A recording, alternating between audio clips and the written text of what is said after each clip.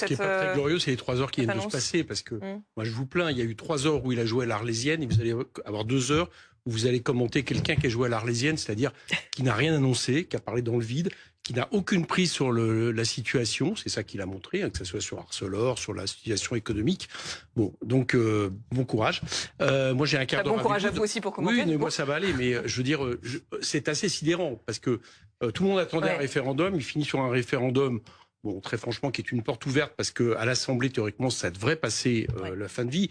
Et si ça passe pas, effectivement, tout le monde sait que ça sera majoritaire dans le pays. Donc, c'est après le référendum pour le référendum, quoi. C'est pour occuper le terrain. Rien, c'est aussi une attente des Français. La fin de vie, c'est un sujet extrêmement important. Mais les référendums, faisons des référendums concrets. Faisons des référendums sur l'abrogation de la réforme des retraites. Faisons des référendums sur la nationalisation d'Arcelor. Et c'est un nom aussi, la nationalisation d'Arcelor. C'est une façon d'occuper le terrain.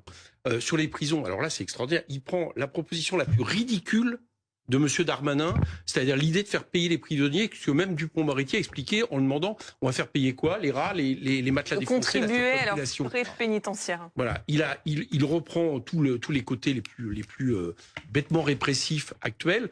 Regardons le modèle allemand. En Allemagne, que je sache, la criminalité, elle n'est pas plus importante qu'en France, d'accord ? Et il y a moins de surpopulation.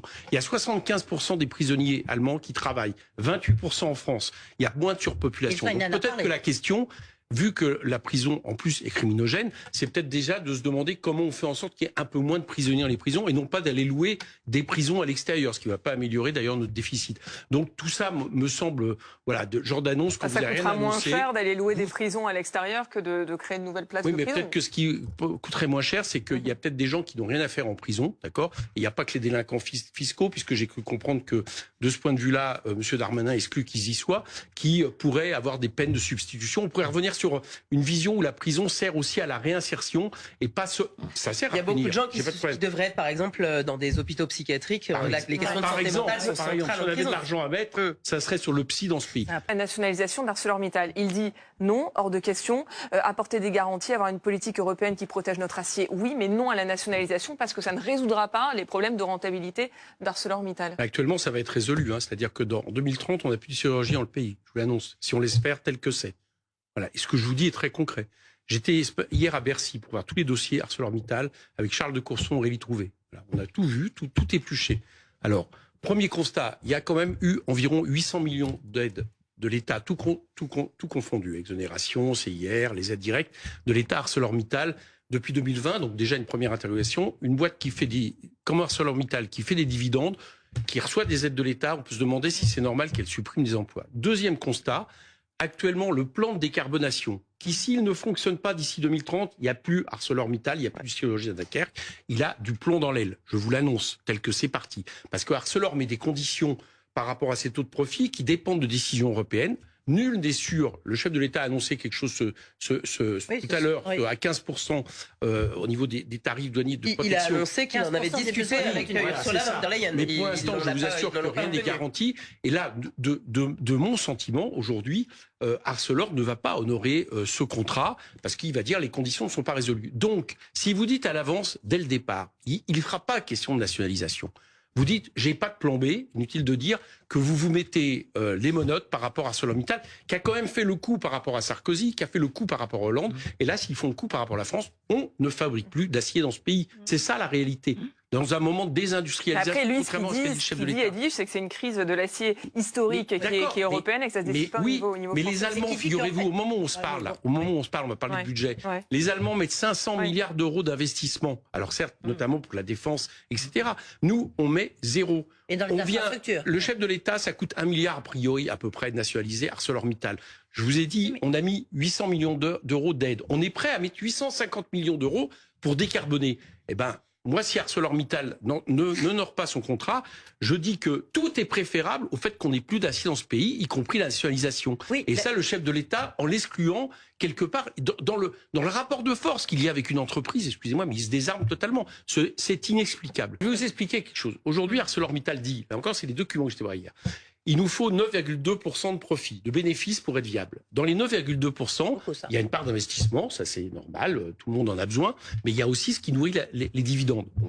Ce qui veut dire très certainement qu'une entreprise nationalisée qui aurait comme intérêt de continuer à produire de l'acier en France, dont je dis, moi je considère que c'est indispensable. Alors il y a des gens qui discutent de ça, mais enfin, a priori, c'est pas ce que dit Emmanuel Macron. Il est d'accord avec le fait que c'est indispensable. Si vous décidez d'une entreprise nationalisée qui ne nourrit pas ces 30 capitalistes, vous baissez le profit nécessaire. Et à partir de là, les conditions, il faut du protectionnisme. Moi, je suis pour du protectionnisme. Les conditions sont moins drastiques. Ce que je reproche au chef de l'État ce soir, c'est pas d'avoir dit je vais nationaliser Arcelor, c'est de l'exclure. Parce que à partir du moment où il exclut un plan B de ce type, il se met dans les mains invisibles du marché et dans les mains d'ArcelorMittal. Et encore une fois, ça veut dire qu'il tombe quoi dans le chantage à l'emploi d'ArcelorMittal et ce chantage à la décarbonation qui dit si on n'a pas décarboné, si vous me fournissez pas l'électricité nécessaire pour mes fours électriques, je me casse en 2030. Voilà. Et c'est exactement ce qu'ils disent. Et l'impuissance du chef de l'État, excusez-moi, mais je veux parler du dossier Vencorex. Je prends juste 30 secondes pour se rendre compte de ce qui se passe. Il dit Vencorex, l'industrie chimique en Isère, d'accord? Il dit ça va être sauvé par Arkema. C'est pas vrai. Arkema dépend de la production de Vencorex. Vencorex est vendu là. Est-ce que vous vous rendez compte qu'il y avait un plan de reprise des salariés de toute l'entreprise? Vencorex est racheté par des Chinois, on se parle. Ils vont garder un atelier sur 4. Ils prennent les brevets. Un atelier sur 4. Ils prennent les brevets dans 2 ans. Ils vont partir avec. Et c'est fini. Il n'y aura plus de Vencorex, etc.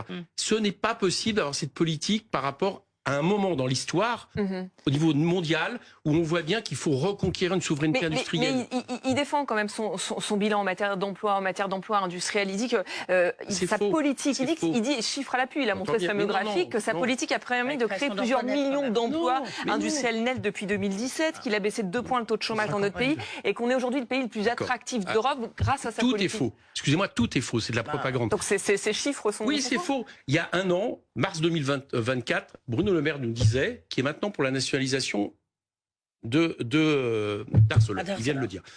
Bruno Le Maire disait l'industrialisation de ce pays, c'est la plus grande victoire du macronisme. Retrouvez, il le dit à une usine Renault. Alors on y va. Part de l'industrie, des salariés dans l'industrie en France, elle a baissé.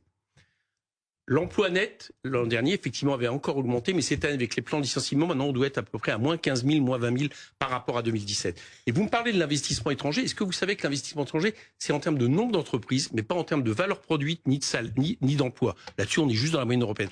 Donc, on nous vend quelque chose depuis 2017. Je vous assure que ce n'est pas une réalité. Et ce qui se passe en ce moment, comme la productivité est à peu près à zéro et que les entreprises sont en train de rectifier leur balance entre leur productivité et le nombre d'emplois, je vous annonce qu'il y a des plans sociaux d'ici la fin de l'année qui vont tomber en France de manière dramatique.